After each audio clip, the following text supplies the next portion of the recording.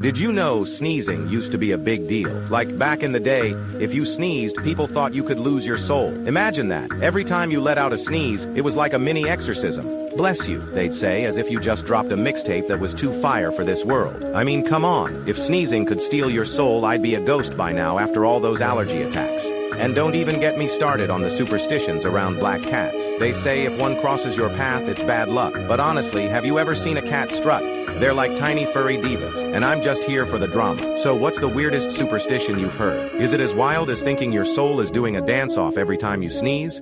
Drop your thoughts below. And remember, next time you sneeze, just say, "Not today, soul."